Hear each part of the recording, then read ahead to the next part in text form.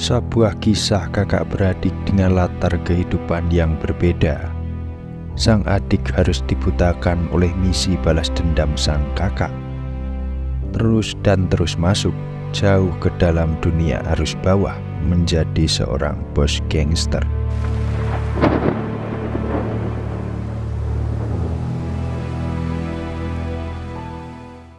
Setelah kemarin kita disuguhkan dengan cerita pengkhianatan Haesung, Taehyung yang akhirnya mau untuk masuk ke dalam rencananya, kali ini kita pindah ke scene di mana Gudo yang telah meninggalkan identitasnya mulai bergerak, mencoba mengambil langkah atas kekacauan yang tengah terjadi akibat berita yang mengatakan Presdir Yilhak Capital terseret kasus kecurangan pemilu. Terlihat di sini Yongwook mencoba menjelaskan situasi yang terjadi di wilayah tengah. Hyungnim, 3 kelompok kecil di wilayah tengah kini telah bersatu untuk mengambil alih Hotel Mahkota Merah. Jumlah mereka sekarang 60 orang lebih.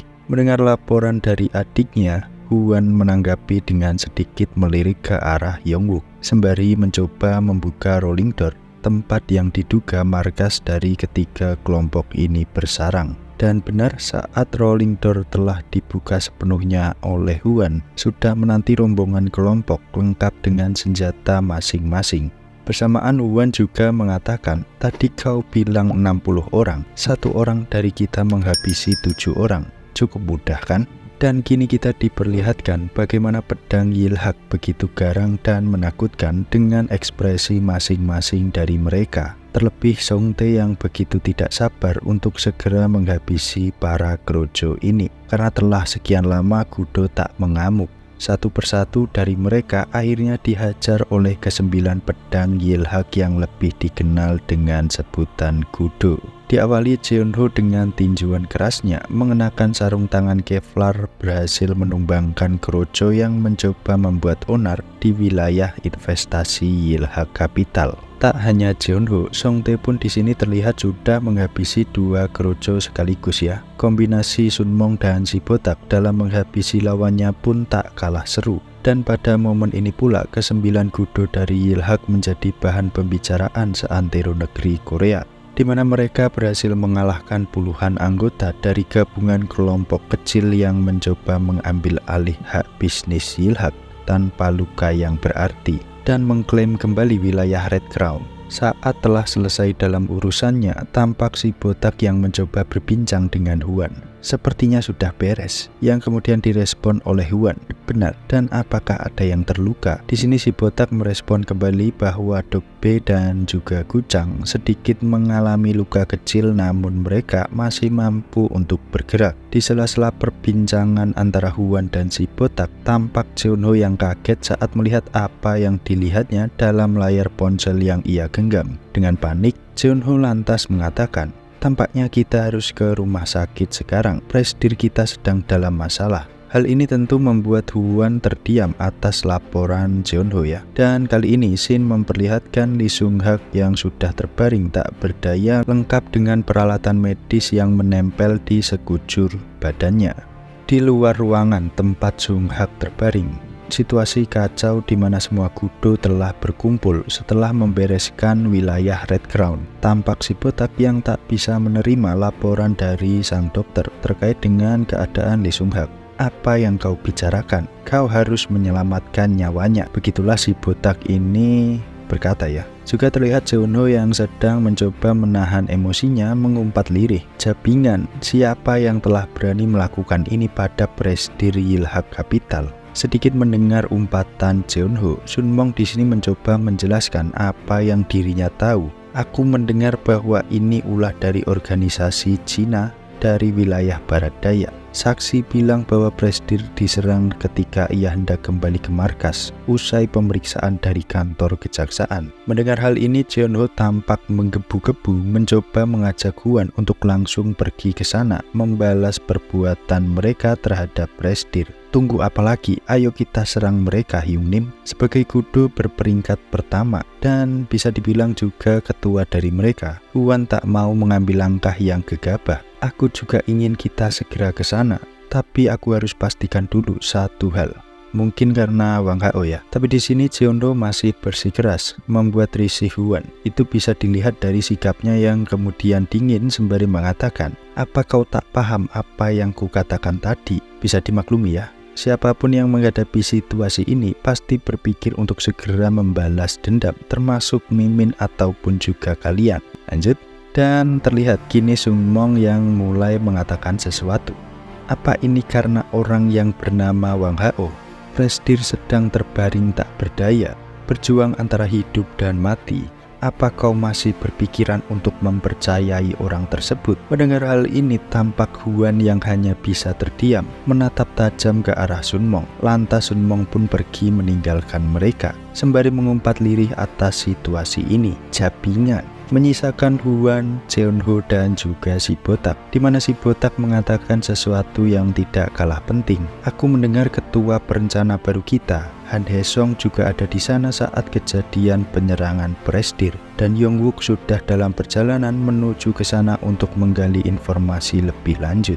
Jin Mimin pindah, di mana terlihat Yongwook sudah sampai di tempat Han Haesong dirawat. Atas kedatangan Yongwook, Haesong mencoba bangkit dari tidurnya sembari menahan rasa sakit di perut. Tetaplah terbaring ketua tim, begitulah Yongwook berkata. Di sini Haesong mencoba memainkan perannya demi mengelabui Yongwook agar tidak ketahuan bahwa semua ini adalah ulahnya, dengan mengatakan, "Maafkan aku Tuan, aku tidak bisa untuk melindungi presdir kita." Tapi tiba-tiba di sini Yongwook mengatakan sesuatu yang mengejutkan Haesong. "Ketua, aku tidak bermaksud menuduh, dan maafkan aku jika hal yang akan aku katakan menyinggungmu. Tapi ada sesuatu yang mengganjal dalam benakku, yaitu apa kau terlibat dalam penyerangan presdir kami?" Mendengar hal ini, tampak mimik wajah dari Haesong berubah kaku ya. Ya, Yongwook sendiri sudah mencurigai Haesong sejak pertama kali bertemu dengannya, saat dimana ia dan Songtae datang ke markas pusat Yilhak untuk bertemu dengan presdir Lee Sung-hak. Saat itu Sung-hak yang tidak ada di markas karena ada urusan keluar kota, mendadak bertemu dengan Haesong yang mencoba meminta tanda tangan dari presdir. Di momen itu Haesong mencoba memprovokasi Hyung Nim-nya Songtae dengan memberitahu bahwa wilayah barat daya sudah diisi dan dibereskan oleh kepala cabang di sana bernama Wang Hao. Kemudian dengan mimik wajah seriusnya, Yongwook bertanya sekali lagi kepada Haesong, "Apapun itu, kau adalah awal dari kekacauan ini. Apa semua dugaanku benar, ha?" Namun terlihat Haesong masih mencoba berdalih dan menutupi perilakunya ini dengan mencoba membantah Yongwook. "Aku tidak paham atas apa yang kau katakan, tapi jika itu adalah tuduhan untukku karena telah gagal dalam melindungi presdir Yilhak, aku akan menerima dengan senang hati." Melihat reaksi yang diberikan Haesong, Yongwook sedikit yakin bahwa dugaannya ternyata salah, dan segera dirinya berpamitan pergi sembari memegang pundak yang lantas berkata, "Ternyata aku salah, lupakan apa yang barusan aku katakan kepadamu tadi. Tampaknya aku hanya terlalu sensitif atas situasi ini. Kau sedang terluka, jadi istirahatlah." Dalam perjalanannya kembali seusai memastikan sendiri apa yang mengganjal pikirannya terhadap Haesong, Yongwook tak berhenti memikirkan kejadian yang menimpa presdirnya tersebut. Bagaimana ini bisa terjadi pada presdir? Kenapa waktu penyerangan begitu pas kala ia sedang dalam kasus yang menduduhnya melakukan kecurangan pemilu? Bagaimana bisa? Begitulah Yongwook berkata sepanjang ia berjalan ya. Dalam momen ini, dari arah belakang terdengar suara samar seseorang mengatakan sesuatu. "Aku tidak akan menjadi pedang bagi orang lain." Suara tersebut berhasil membuat Yongwook sedikit menoleh ke belakang, mencoba memastikan siapa orang yang mengumpat dengan kesal. Ternyata orang tersebut adalah Ryu Taehyung yang sudah siap menghunuskan belati kecilnya ke arah Yongwook. Dan jelek, kejadiannya begitu cepat. Belati tajam berhasil merobek tubuh dari Yongwook. Tampak di sini Yongwook juga masih berusaha untuk menahan hunusan belati Taehyung agar belatinya tidak masuk lebih dalam lagi. Yongwook yang belum mengenal Taehyung tentu menanyakan siapa dirinya sembari menahan sakit dan mencoba menjauhkan Taehyung dari hadapannya seperti sudah kerasukan setan. Taehyung menjelaskan kepada Yongwook dengan menyeringai dan mencoba menusukkan belatinya lagi. "Aku adalah sang penguasa Seoul, Ryu Taehyung." Saat dikira Yongwook telah mati, Taehyung sedikit terkejut bahwa Yongwook masih bisa bergerak memegang kerah jasnya. Dan bam, dengan sisa kesadaran yang dimiliki, Yongwook membenturkan kepalanya ke arah wajah dari Taehyung. Hanya dengan sekali serang, Yongwook berhasil membuat Taehyung terbaring kesakitan. Sembari mencoba bangkit dan mengambil belati Taehyung, Yongwook pun berkata, "Apa kau pikir kudo itu lelucon? Siapa namamu tadi?" Riu Taehyung sang penguasa Seoul. "Kau membuatku ketawa. Kau harus tahu, prestir kami begitu berharga. Jika tidak ada orang tua itu, kami hanya sekumpulan sampah yang selalu membuat masalah dimanapun kami berada." Dan kini Yongwook telah siap menusukkan belati yang diambilnya ke arah Taehyung. Tapi belum hingga belati itu menusuk lebih dalam, tanpa terduga pertolongan datang dari arah belakang, yang mana itu adalah Han Haesung yang juga menusukkan pisau kecilnya ke bagian leher samping Yongwook. Dengan ini Yongwook akhirnya meregang nyawa. Setelahnya Haesung mencoba membantu Taehyung untuk bangkit dari posisinya sembari mengatakan, "Kemarilah. Ini bukan waktunya untuk tidur di jalan." Di tempat lain, berlatar belakang bangunan tua wilayah barat daya, tampak Wang Hao sedang menanyakan situasi yang terjadi pada Yilhak pada bawahannya. "Apa maksudmu? Yilhak hancur?" Yang kemudian direspon oleh salah satu anak buahnya. Benar, saat ini Yilhak sedang dalam masa sulit. Ada rumor yang beredar bahwa setelah prestir Lee Sung-hak selesai pemeriksaan, ia mengalami sebuah kecelakaan. Cepat atau lambat Seoul akan menjadi medan perang bagi organisasi kecil di bawahnya, dan kita juga harus mempersiapkan diri untuk hal-hal yang tidak diinginkan. Saat sedang mencerna apa yang bawahannya itu katakan, datang Sun Mong yang masuk secara tiba-tiba. Melihatnya, Wang Hao di sini berkata, "Kebetulan kau datang. Kami sedang membicarakan kalian. Apa yang sebenarnya sedang terjadi pada..." Belum hingga Wang Hao menyelesaikan pertanyaannya, Sun Mong segera menyerang Wang Hao dengan tendangan keras, membuat Wang Hao harus menangkisnya hingga terseret beberapa meter ke arah belakang. Tak datang sendirian, di belakang Sun Mong telah hadir Jeonho, si botak, dan Gojang. Sedikit penjelasan singkat dari Mimin. Siapa tahu kalian masih bingung dengan garis besar masalah yang terjadi antara Yilhak, Wang Hao, dan juga Haesung. Sebelumnya memang benar Lee Sung-hak dan Huan menawarkan kerjasama untuk menaklukkan wilayah barat daya dengan Wang Hao, dan ini tanpa sepengetahuan para anggota Kudo yang lain. Nah, di sini Haesung sebagai tukang adu domba berusaha menghancurkan Yilhak dari dalam, menuliskan dalam dokumen rahasia bahwa Wang Hao ini adalah kepala cabang resmi Yilhak. Anggota Kudo seperti Song Tae yang memiliki sifat yang keras tentunya terpancing dan marah.